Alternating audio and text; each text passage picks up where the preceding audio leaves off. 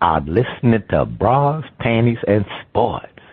Week 18 of the NFL is complete, and the regular season has concluded. Wildcard weekend is up next. I'm Spitface. Please welcome our host, the First Lady of Sports Talk, Cheryl Smith. Good morning. Good morning. Good morning. Yes, we are entering into the wild card weekend. A lot of things happen at those wild card games. Oh yeah. And it looks like there might be some games that's impacted by that wildfire. And wild card is fun. Wildfire ain't. No, our hearts go out to the people in Southern California. It's so devastating, those fires. Keep them all in your prayers. All right, okay. Now, this week on Shout Out, we have performances from Siyiid. Will he find his shining star? Get the cold feel of the mute button. First Lady, we're ready. What you saying? Each week, we try to figure out what is going on in the sports world, not the plays of the week, more like the players of the week. Are they trying to tell us something? So we ask, what you saying? Fly, little birdie, fly. Time keeps on slipping into the future. Time keeps on slipping into the future. So I want to fly like an eagle to the sea. Fly like an eagle, let the spirit carry me. I want to fly right into the future. The little birdies known as the Minnesota Vikings wish they could fly far, far away from a beatdown by the Detroit Lions. Sam Darnold played like he was back on the Jets. Detroit played loose, and as if injuries will not keep them from a Super Bowl. Is this loss by the Vikings a sign they will be one and done in the playoffs facing the Rams? With the best record and the bye, is Detroit more Super Bowl bound than Kansas City? Marvelous Marvin Hagler, rest in peace, Bernard Hopkins, Roy Jones Jr., and the Steve Miller Band are asking, what you saying? Well, I'm just going to say the Vikings were emasculated by the Detroit Lions. I mean, it was just horrible. And just to think, the week before, the Viking players and coaches celebrated Sam Darnold in the locker room like they had won the Super Bowl. You remember the week before? They had a crazy celebration because, they was able to, I guess they got into the playoffs. But that was a crazy celebration. You would thought they won the Super Bowl the way they would put all that water on him and dumping the water and everything like he did something spectacular. Well, guess what? What a difference a week makes, because it was horrible. He played poorly, like you said. The producer said he reverted back to Sam Darnold from the New York Jets. And it just was a bad game, So is this defeat a sign they will be one and done facing the Rams? No, I don't think so. Firstly, they play at SoFi, right? That SoFi stadium to me is almost like a neutral ground, because the Los Angeles fans, they're not that loud. I mean, they really don't root that much for their teams, and they give up most of their tickets to opponents' fan base. Because I don't know if you ever hear the fans anytime somebody's playing in LA, it seems like the other team's fans are louder than the LA fans. And secondly, with the devastating fires in Southern California, the NFL has a contingency plan to move that game to Phoenix. So it really will be on neutral ground. And finally, the Rams are not the team they were when they won the championship. Now with that being said, the Rams did beat the Vikings in Week 8, 30-20, which to me will give the Vikings all the advantage to review film and plan. I mean, the Vikings have been a much better team all season, and I really think they should win against the Rams. I think they should win this game. Now, Detroit Lions keep on winning. They just keep on winning, even though they have so many players on the injury reserve list. I just don't know how they're doing it. I guess it's a testament to Coach Dan Campbell. But to say they are more Super Bowl bound than Kansas City Chiefs, Absolutely not. I don't bet against Mahomes. I never bet against Mahomes. And the Chiefs have something greater to play for, to be the first team in the national football, to be first team in NFL history to win 3 Super Bowls in a row, to three-peat. No one has ever done that before in the NFL. Now, I don't know. Let's just say since the Super Bowl era, no one else has done that. The Super Bowl era. So that is something that is going to be a mark that the Kansas City Chiefs are looking for. So that's why I don't think Detroit is definitely more Super Bowl bound than the Chiefs. And and by the way, just a little trivia: the Miami Heat president Pat Riley, he owns the trademark for the phrase three-peat. So if the Chiefs win, you know Riley will receive a lot of money because all of those three-peat memorabilia, and will have to, they will have to get his permission to use the phrase. And I always wonder too, after they three-peat, do radio shows like podcasts, including Bras, Panties and Sports, will we have to get permission to say three-peat? Anyway, I digress. Back to the question. I was just thinking about that. That three-peat has come up. It hasn't been a three-peat in a long time in any of the sports, to be honest with you. So that's why I was rallying there. It's going to make some. But anyway, the Lions are not more Super Bowl bound than the Chiefs. The Chiefs have been there before, and they're not as injured as the Lions. And the Lions have been playing like the Lions have been playing like they do not have any injuries, but injuries will catch up in the playoffs, and they're going to catch up. So I think the Lions will get to the championship game.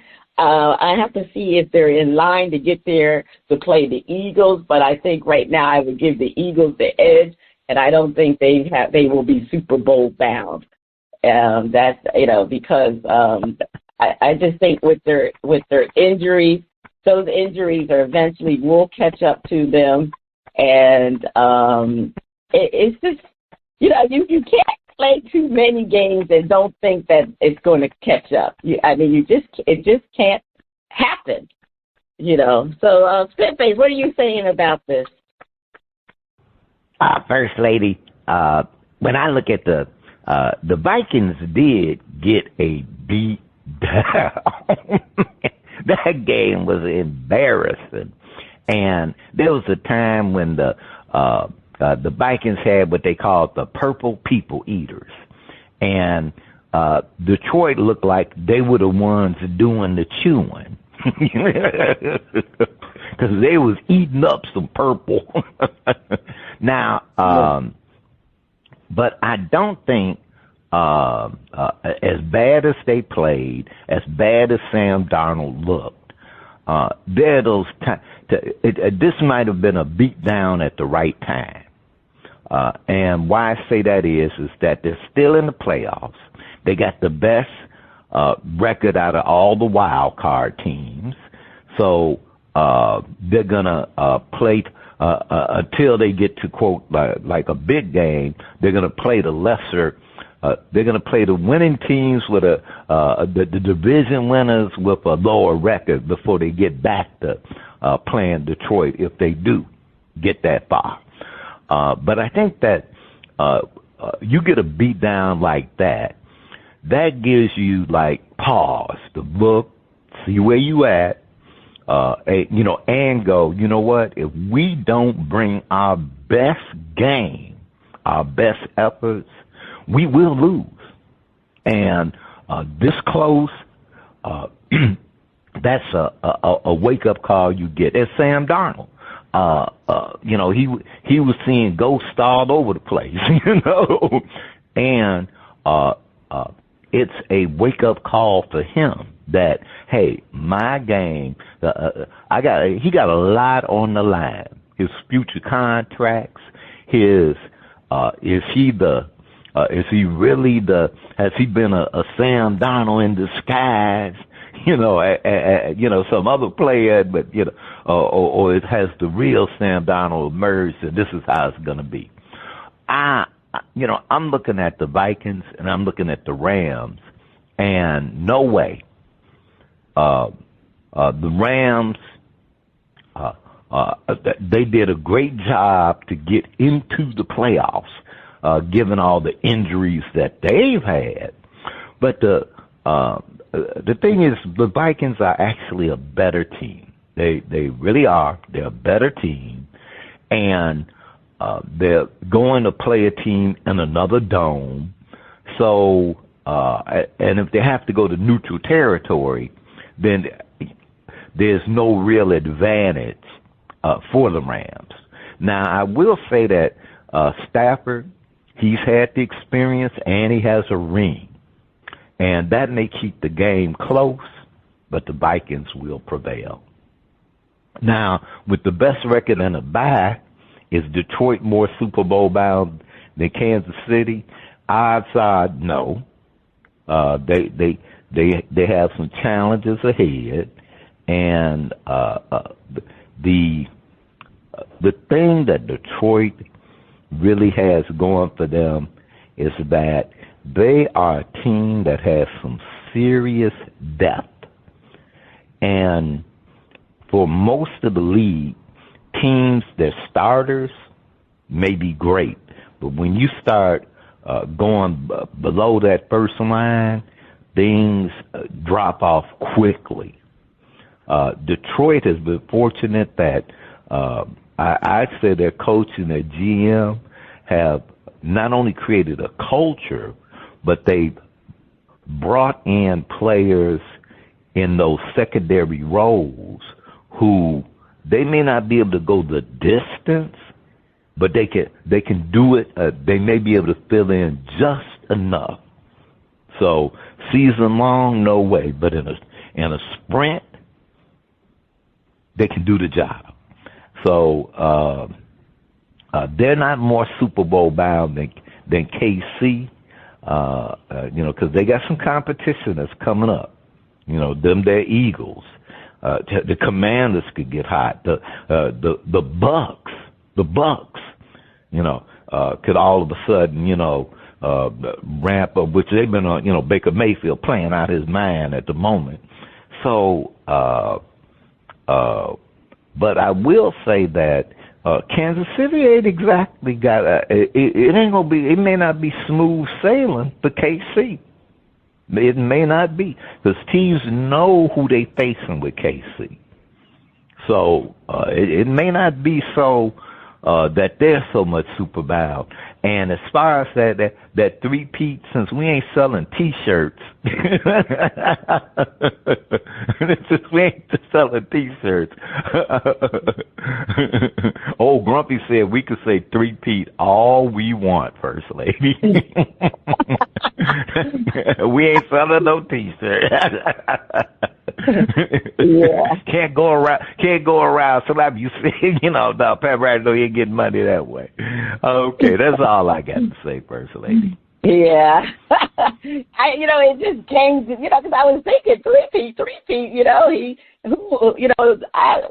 last team to three-peat was the Lakers with Kobe, right? I don't know any other way, because it's never been done in the NFL. It's never been done. I don't remember the NHL hasn't been done recently. Definitely hasn't been done in the baseball.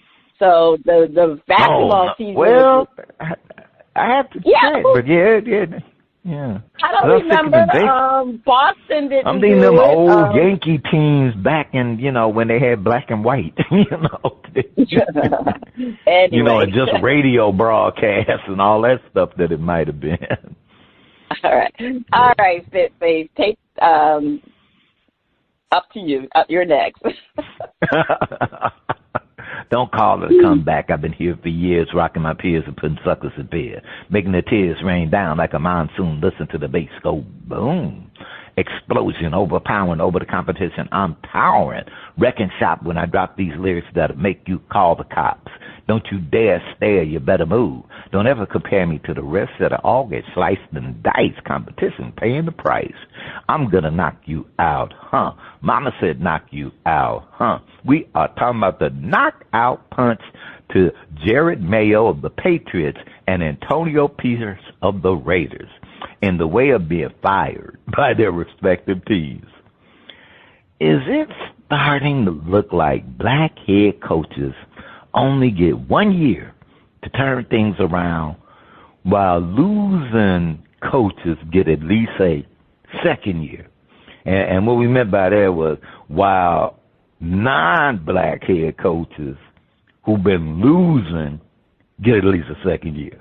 Patriot owners Robert Kraft says, "My bad for putting Jared in this situation.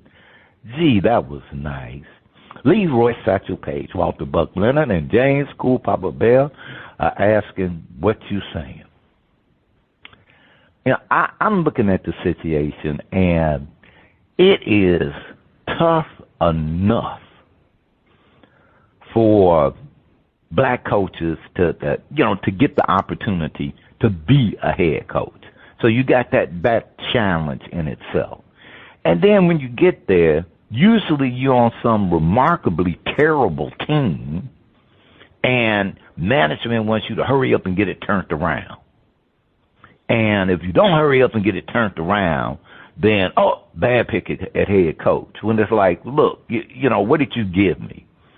So, and even coaches who, given what they've been given the assets that they have to work with, and that's the quality of the players, the quality of the organization, even if they do well, and, at least start to get a little momentum going, well, it usually ain't quick enough, so we might as well get rid of you. And what comes to mind to me is Lovey with the Houston Texans. And not saying things didn't work out. Things probably worked out really well for the Texans, but how Lovey was treated, it's just like I'm looking at Peterson, for the Jaguars, and some of these guys, Eberflus. I think there's an Eber, whatever, but he flushed his way out of Chicago. How many seasons did they let him go? Before they finally, because he was just so bad that they kicked him to the curb, in the middle of the season. And so it seems, and I'm going to say it seems like black head coaches are put on a super short leash, and there's just no way given the latitude and the time to build. It's hurry up, this ain't working, and it's like, like I'm listening to Robert Kraft. My bad, I shouldn't have put Jared in this situation. I'm like, gee, just fire me. Just fire me. Go, hey, look, it didn't work out. I wish you well. Just fire me. Don't, because that's like saying, well, I should have realized he didn't have the talent, to be the head coach, and I put him in over his head. Gee, thanks. So much for my coaching career. So, First Lady, are these black head coaches being treated fairly? Well, it's a situation. The treatment of black head coaches, to me, is a microcosm of how black people are treated generally in life. We always have to work twice as hard as our white counterparts. We're always scrutinized more than our white counterparts. So when other white coaches with equally bad winning percentages are given another year, black coaches should be given that second chance too. Now, like you said, it doesn't happen. Black people are easily to get the hook right away, where you have all these bad coaches. What's his name? Eberflus for the Bears. He was given 2 years, but they did get rid of him this season, in the middle of the season. Well, not mainly, almost at the end, but it's still, he was given a longer leash, like you said. than black coaches are. Now, and the two coaches that were let go, Gerard Mayo, I really thought that was a disgraceful firing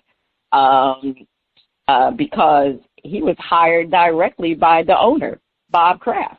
Bob Kraft deliberately chose him. And you chose him, but you don't give him the time to grow in the job, which you said he would. You know, you knew he didn't have previous head coaching experience, but you said he's going to grow in the job. But so much for growing in the job, you don't want him to grow in the job. So like you said, he said that he put him in a bad situation, and it was just too soon for him, like you said. That ain't a good statement for you to say that it's too soon for him. So now, who else is going to give him a job? So, you know, the problem is he had a non-competitive roster, yet, to be honest with you, he had the exact same record that the greatest coaches, same record as one of the greatest coaches ever. That's Bill Belichick. Bill Belichick had the exact same record as Mayo did. So, to me, maybe he was ready. It just, again, it was the roster was the problem. But, you know, the rumor is that Kraft wants Mike Vrabel now as the head coach, and possibly Josh McDaniels will return as the offensive coordinator.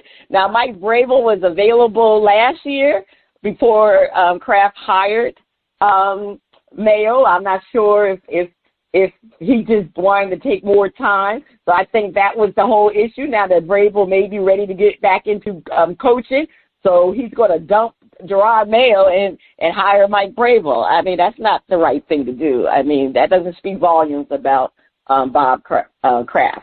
Now, well, you know, when you look at the other situation with Antonio Pierce, I don't think he got a raw deal now. I mean, I don't think so, because he was given actually a year and a half to display his abilities. If you remember, he took the helm last season midway. He had 9 games to prove himself, and he went 5-4 down the stretch, and that was the reason why he was hired as the head coach. However, this season has been very disastrous for the Raiders. You know, they started off 2-2, and then they lost 10 straight games. Furthermore, he had that social media incident with Devontae Adams when he liked a fan's post that called to trade Adams. I mean, when he did that, you knew he was dead coach walking, because you're going to lose the trust of your players when you do things like that in the social media arena. I mean, you need to stay away from social media, especially when you're talking about your players. So to me, his firing was not a surprise. So I didn't think that one was the issue, but definitely the Gerard Mayo, to me, was a bad situation, and it was very bad on Kraft to fire him. And I just think he was only fired because Mike Vrabel was ready to go back into coaching, and that doesn't say anything about Bob Kraft. It really doesn't. But anyway, that's all I'm saying, Spitface. At First Lady, I just wonder, is Kraft getting ready to turn into Jerry? You know, now that, you know, Bill is gone and Brady gone, and now we you know, you get spoiled having them Super Bowl rings. So, you know, we shall see. First Lady, you had a last word. Please take us to break. Stay tuned. Coming up next, we have a performance from Siyiid on Shout Out Part 1.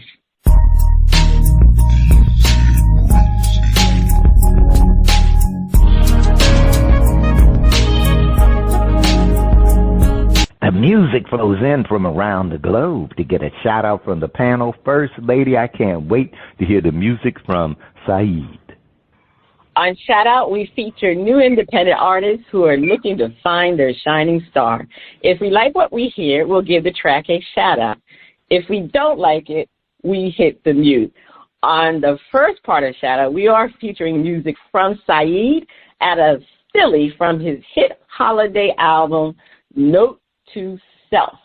They say, quote, Philly-born hip-hop songwriter, I pen a message into every song.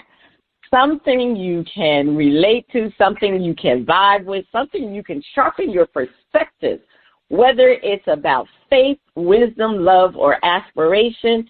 Enjoy. All right, DJ, let's hear the first track from his hit album.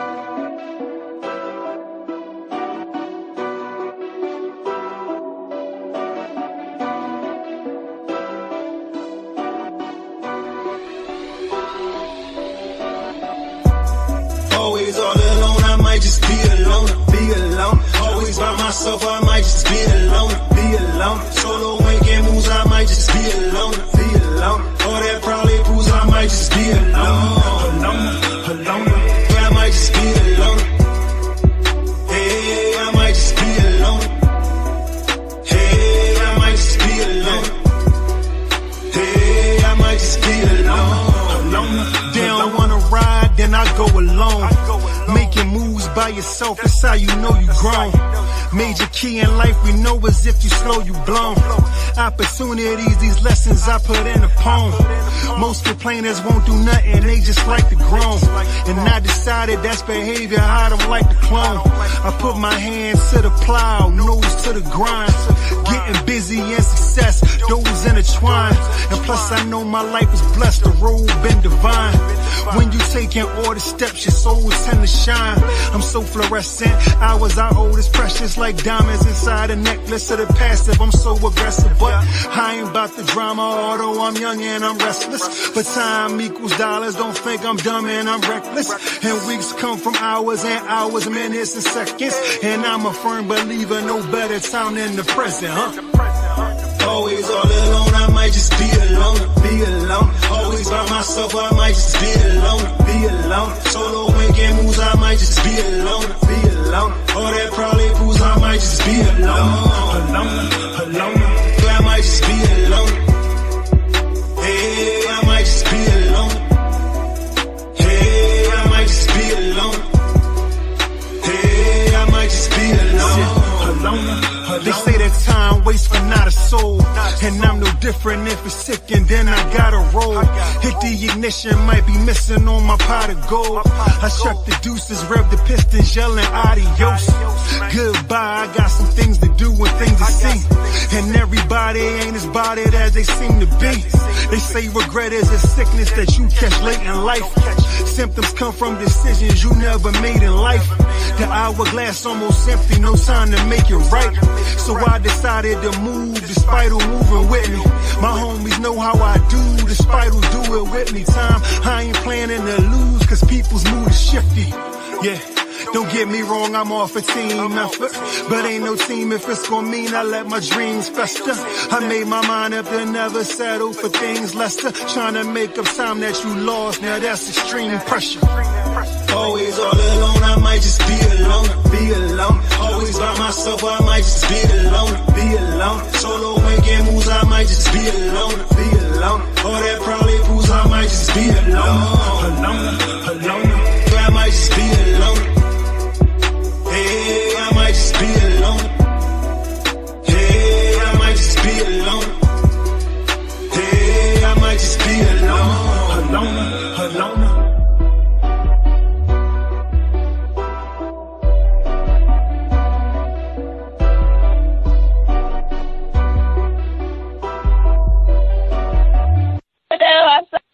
Spitface is Loner getting a shout out or the mute button. I think I muted myself there. I'm giving Siyiid a definite shout out. Yeah, I kind of like one. I didn't get the full line, but most complainers just like to groan, and that is so true. I'm shouting it out. All right. I'm giving the track a shout out also, Spitface.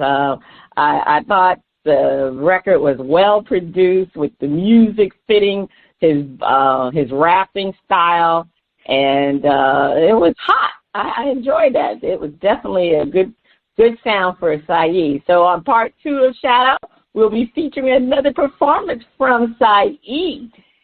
Is that the sound of our favorite underwater friend? Is it time for Flip It?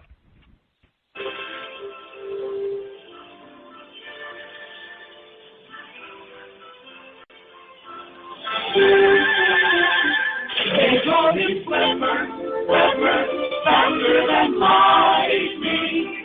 No one you see is smarter than me. And we know Flipper lives in a world full of wonders, lying there under the sea.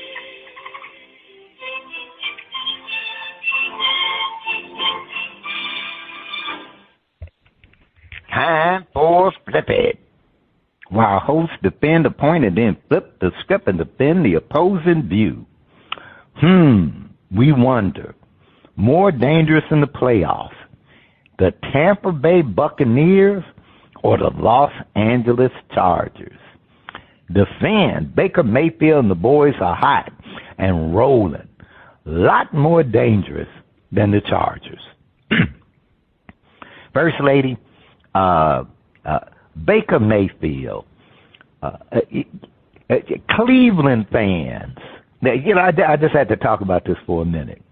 I know Cleveland fans are going, Baker Mayfield got us to the playoffs, I think twice during his years at the Browns.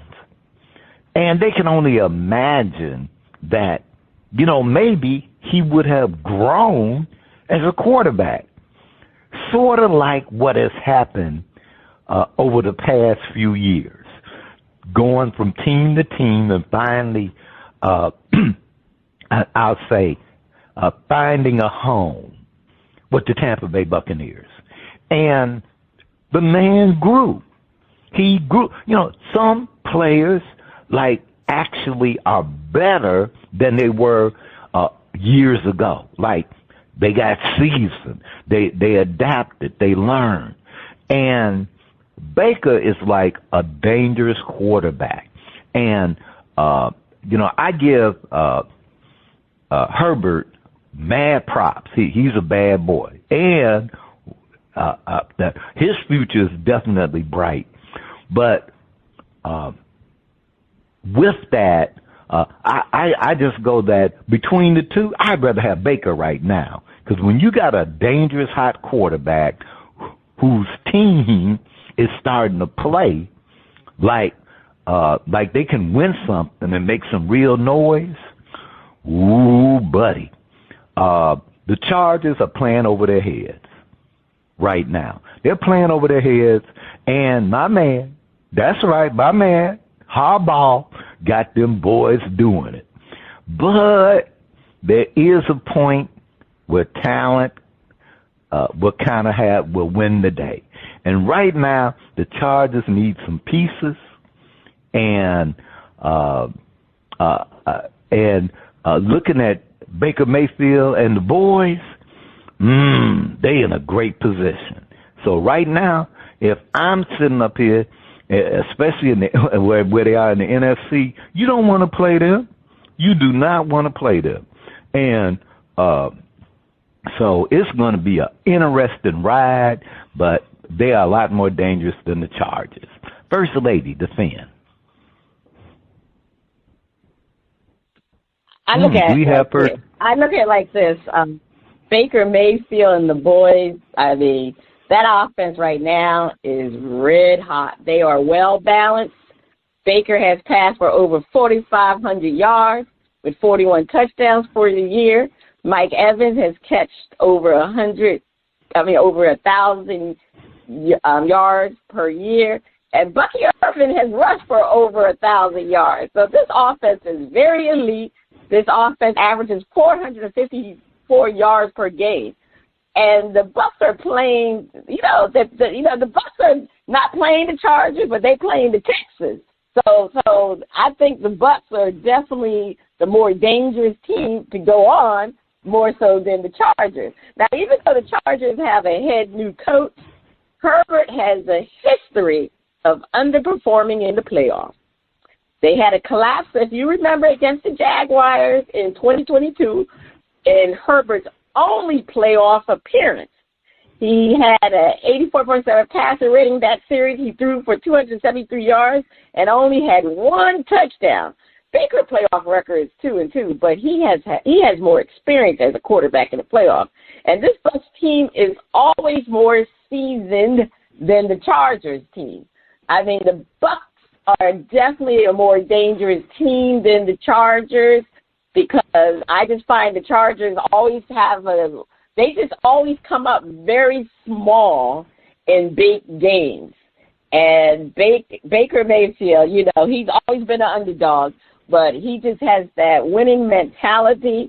And I just think the Bucs offense is too hot, and they just got too many weapons, too many weapons. So definitely the Baker and the boys, they are truly a more dangerous team than the Chargers. All right. Okay. Well, you know that this is Flip It, where we flip the script. And let's flip it. Defend. Harbaugh has his team believing they are more dangerous than them Bucs. And, you know, one of the things that Jim Harbaugh did was when he came in, and this is what players say, he has every player feel as if in the coach's mind they're the best player in the world, that they can beat anybody. And he just has that. Players love Jim Harbaugh because he gives them that kind of spirit. And sometimes that will allow you to play above your weight. And right now, the Chargers are playing way above their weight. Now, that doesn't mean that they won't get squatted down. That doesn't mean that they will play the Chiefs and make it to the Super Bowl. But that makes them incredibly dangerous. One, because they're easy to underestimate. And two, Harbaugh got some tricks in his bag. And he always does. He has some tricks up his bag. And those tricks will allow the Chargers to sneak. See, they're dangerous because they sneaky. They sneaky. You know, I would say the Bucs actually have a better personnel, but it's what you do with them. And nobody works that personnel as good as Harbaugh. And you might think that the Broncos, who wants to play them? Everybody. Because Broncos playing good, but they can be beat. They can be seriously beat. And winning against the Chiefs, the last game of the season, when the Chiefs were playing, basically the water boy and the cheerleaders, does not mean that you are a threat to anybody. But them Chargers, serious threat. And unexpected, and that alone is dangerous. When it's unexpected and teams believe that they can do. And Harbaugh has this team believing they can do. That's what I'm saying, First Lady. All right. Well, the Chargers are also a hot team entering into the playoffs. They had a 3-game winning streak, whereas, they're playing the Texans. And, the Texans are limping into the playoff at 1-2. And the Texans have several injuries. But Justin Herbert really has been balling. He has a consistent run game with J.K. Dobbins. Now, that's the one thing that Harbaugh has done. Harbaugh looked at the offense of the Chargers and realized they relied too heavily on Herbert just throwing the football, but never having a run game. So that was one thing that Harbaugh did. He made sure that he ran the football, and J.K. Dobbins was that runner. So this allows Herbert to use more play action, which opens up his passing game more. And that's why he got a passing rating of 101.7 and has thrown for over 3,800 yards. and he has 23 touchdowns with only 8 interceptions.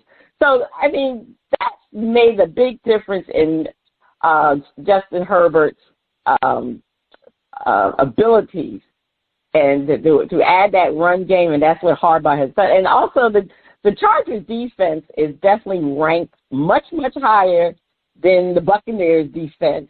The Buccaneers used to have that great defense, but that ain't the Buccaneers defense from the same year that Brady and them won the championship. That defense is long gone. But the Chargers, that's another thing Harbaugh did. He wanted to make that defense a little bit more serviceable than it had been. They are ranked number 11 in the league, which is, there's over 30 teams in the league, so that's like 30 teams. So 11 is right there in the middle, but it's a little bit better than being in the middle. So it was a great, upgrade from where they were. So, I mean, I know you said he has them believing, but Harbaugh is a good coach. I mean, that's what this team needed. That's what Justin Herbert needed. They needed somebody to change their entire culture. And like you said, Spitface, they think would have them believing that they can win. But they are performing on the field, which I think they're going to perform well. And the Bucs, the Bucs are a team. It depends. If Baker's on, they can win, but they're not consistent. And I think the Chargers have been really consistent this year with Jim Harbaugh. That's what he has brought to this team. They're a very well balanced team that can run, that can pass, that can play defense. And that's why I think the Chargers are definitely a more dangerous team than the Bucs. All right, First Lady. We shall see how it plays out this Wildcard weekend. All right, and First Lady, over to you for more flipping. Derrick Henry or Saquon Barkley, if they were both available, who would you choose on your team? Spitface, the Fed. Saquon is the easy choice with his versatility. First Lady, first off, I would try to get both of them. I try to get both of them. But I know you can't get them both. And, I really like both of them. I really do. Derrick has been in the league a little bit longer, so he's not going to be around as much longer as a Saquon Barkley. So that in itself, you still got Saquon, who fortunately didn't get ran to death by the Giants, and really was kind of just wasn't used right. Of course, the Giants, were equal opportunity, not using their players right. So he wasn't the only player. He just happened to be the one true star on the team. And for goodness sake, he got the hell up out of the Giants and landed in that beautiful spot with the Eagles. And the man could have had the rushing record, for a single season. Could have had that. He was right there. So I think the other part is that you can really see that it's like leave the Giants and all of a sudden, he's playing like a second year, third year player, not a player that's not a seasoned vet. So you like, whoa, what is he gonna do next year? What is he gonna do during these playoffs? And what he's gonna do next year? So if I'm gonna choose the team, I'm gonna choose one of them. Saquon, Henry has a little more length on the tooth than Saquon. So I'm going to go with the guy that's versatile and has more playing years left.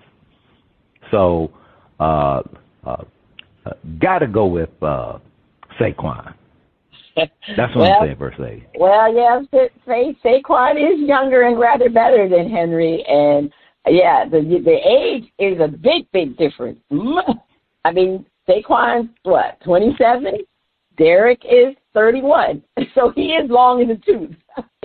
I mean, Barkley is, like you said, he is more versatile than Henry because Barkley can run down the middle, outside, catch the ball. He does a lot of catching the ball as a receiver, a lot too.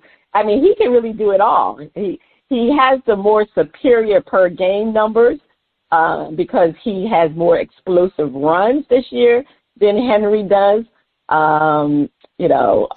Barkley actually had the chance to break Eric Dickerson's record for most yards in a season, and he really should have gone for that record. I don't understand why they didn't, but then again, they would have to play the offensive line, and that means if anybody got injured, Nick Sirianni would have been laughed out of Philadelphia, so he didn't do that. But Barkley just does everything well all the time. He like I said, he's just so versatile. I mean, the Giants really wish they could use him now.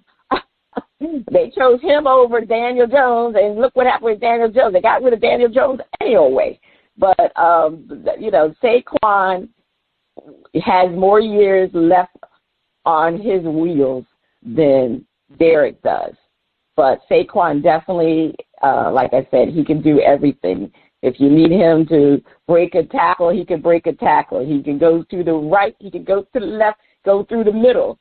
He can catch the ball all the time. So he's definitely the more versatile player. And if I had to choose, I definitely choose Saquon over Derek because of just because of his versatility, because of the years left to play, and I just think you can use him more often than you can use Derrick Henry too. That's another thing. So, all right, Spitface, let's flip it. Defend. Derrick Henry is still that bruiser who helps wear down the opponent. He's a better choice. All right. What I like about Derrick Henry is what Lamar Jackson likes about Derrick Henry. When they added Henry to the mix, I'll just say that made the Ravens a brutal force. And it definitely, they're the kind of team that in many ways have this fantastic quarterback who can, darn near do everything during the game, including selling popcorn in the stands. And he was pretty much doing that.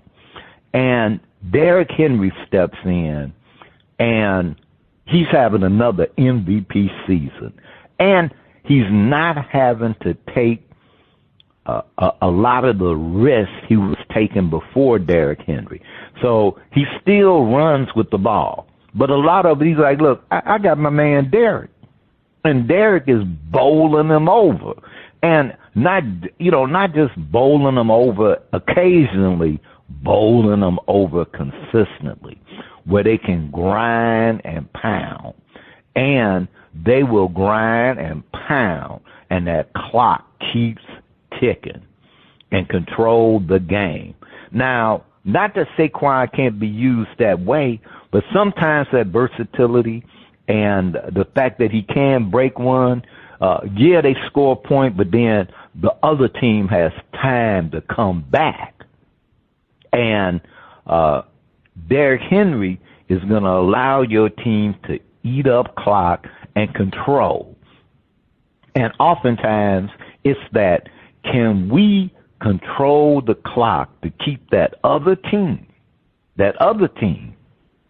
from having time to score? And and Henry is set up to win now. Henry's not going to be playing in 3 years. In 3 years, it'll be like, hey, time for me to hang this sucker up. Right now, you can get the big man bruising before he leaves out the door and defenses know they have to defend him. If I want to win now and I want to, have that overpowering team, Henry's the man. No slight to Saquon, but if I'm right now, I want Henry. That's what I'm saying, First Lady. Yeah, okay, yes. You said you want to win now. All right. Now, like you said, Derrick Henry is, to me, like a demolition machine. He has run over every player in his way. I mean, to me, which is more devastating than a Saquon Barkley as a rusher, because Henry will just bruise you. He just mow you over, and he'll hurt people out there on the other team. And he's like an energized bunny. He just keeps on ticking. Now, Barkley is versatile, but Barkley is not a bruiser the way Derrick Henry is a bruiser. And Barkley has had some injuries throughout his year, whereas Derrick Henry has been consistently all year, every year, for many years. Very seldom is Derrick Henry hurt. Very, very seldom is he hurt. And Derrick Henry has made Lamar Jackson a better quarterback. Is it a coincidence that Lamar is having his best statistical year as a quarterback? He's having his best year as a quarterback because of Derrick Henry. That was the problem. They relied too much on Lamar Jackson. And we all know Lamar doesn't have that arm strength the way some of these other quarterbacks do. So, Lamar's a rushing quarterback. And, he could do dink and dunks. So, but the fact that you have Derrick Henry now, you're scared Derrick Henry's going to break a tackle or so that's the reason why Lamar has thrown the ball much better since Derrick Henry is on this team. So, with all that said, it shows you how Derrick Henry can make quarterbacks much, much better. And to be honest with you, I don't know, Saquon hasn't made Hurts better. As a matter of fact, Hurts has kind of regressed this year. And it's not that it's a problem with Saquon. It's just that the style of running is a little bit different. And like you said, Spitface, Derrick Henry is because he's like a demolition machine. They do eat up a lot of time, and that's interesting because with Saquon will break tackles so they that he has these long runs that, I mean, significant runs. Next thing you know, the Eagles are scoring. So they don't really eat up a lot of time when Saquon is doing his running, whereas Derrick Henry, it's a different story. It's just consistently, you know, he'll run for 10 yards, 15 yards, but it's consistently, and that eats up the time. And then it gives Lamar chances to throw the football, and he's been throwing the football quite well since Derrick Henry has been on that team. So, yes, I mean, at this point in time, depending on your quarterback, I think I would take Derrick Henry as the better choice over Saquon Barkley. But, you know, like you said, Spitface, if you had a choice, I definitely would take two of them too. But you're not going to have that choice, so you definitely got to pick one, and I'm going to pick Derrick Henry because he's been doing it consistently for so long, and he's a bruiser.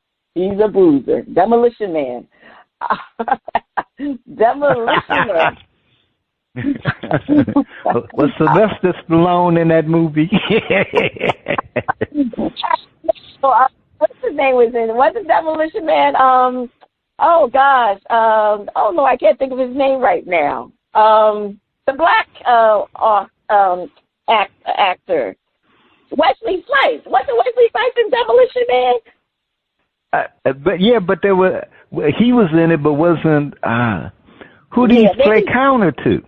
Oh, okay, maybe Sylvester Stallone. I just remember Wesley Snipes in it, but anyway, right. Spitface, please take us to break.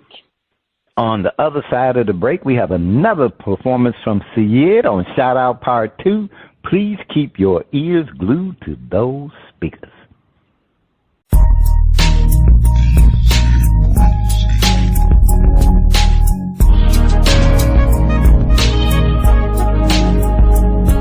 Welcome back. The music flows from around the globe to get a shout out from the crew.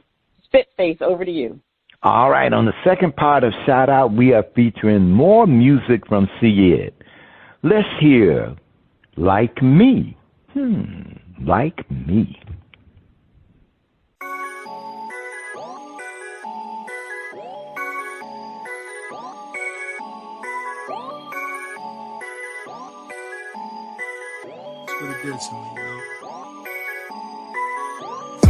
Think my trials made me harder than the asphalt. When problems come, I swear crying is my last thought. So many liars misguide you with the fast talk. That's why I move careful like a model on a catwalk. Stepping like a lion on Sahara Plains. King of my domain, got a head of grades. Wisdom I'm applying in my better days. Finally found my way up out of hellish maze. Singing ad lads like I'm Etta James. Divorced from the drama when I separate ways. On the pastures that was greener than the Everglades. Just enjoying nature in the pair of shades. In the past pathways to peace had a barricade. Now life is like a song, here's serenade. I just wanna walk in purpose like a pair of J's. Tragedies from out my last chapter, you could tear the page. Rise from the gutter, no it ain't another. Rise from the gutter, no it ain't another like me. Like me, like me, like me. Still rise from the gutter, no it ain't another. Rise from the gutter, no it ain't another like me. Like me, like me, no it ain't another like me. Think my trials made me harder than a steel ride. Close my eyes in the night and try to feel God. Hear his voice saying, son, you know you still mine. Never give up on tomorrow, you alive, it's still time. Yeah, lot of sand in the hourglass. Ride the highway of life till you out of gas. And never look back, boy, not a glance. And never stop believing that I got a plan. Write the vision down and make it plain. Then make another list of places, people, favorite things. And if it make you strain, then make it disappear like David Blaine. Clean house, I'm the butler, no suit inside. Taking nothing to the grave, every gift I utilize. My children say he gave it all when they eulogize. Talk about my struggles and my strength, so I'm humanized. Now in the chorus, switch them like me's for some you and I. Rise from the gutter, no it ain't another. Rise from the gutter, no it ain't another like me. Like me, like me, like me. Still rise from the gutter, no it ain't another. Rise from the gutter, no it ain't another like me. Like me, like me, no it ain't another like me.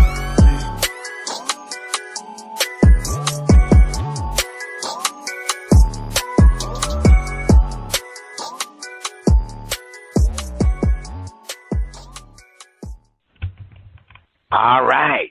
First Lady, what's the verdict? Is Like Me getting a shout out or the mute button? Yeah, I'm gonna give it a shout out. I like the first track a lot better than I did this track. This track almost was like a gangster rap track to me. It seemed kind of rough. It seemed kind of rough there a little bit, but yeah. But he still got good rapping skills and everything. So I'm gonna shout it out. Definitely gonna shout it out. Just like the first one a lot better. Well, I'm giving it a big old shout out, and if there's one thing, Siyiid has some versatility. You know, he got some skills. He got some skills. I like him. That is the end of shout out. You can check out Siyiid on the Old Grumpy Radio Network. If you would like to be heard or have any comments, please send your emails and tracks to talent at oldgrumpyradio.com. Now, if you don't send it to talent at oldgrumpyradio.com, guess what? We won't see it. First Lady, over to you. All right, it's time for the picks. We are on the Wildcard round 2024 season. All right, so let's go to last week's results of the regular season. Woo! Things have kind of changed. All right, I had another bad week. I was at minus 400 million points. Spitface, you were at 200 million points. DizzieMac was at 300 million points. So the standings have changed. Leading is Spitface with 2,623 million points. I dropped down to second with 2,473 million points. And DizzieMac is not too far behind with 1,833 million points. So you in the lead, Spitface. I've been pretty much leading for most of the season, and then it just fell apart. All right, so let's get to these new games. And these are the gotcha game, the Saturday gotcha game. I wanted to pull it up. Okay, Saturday gotcha game.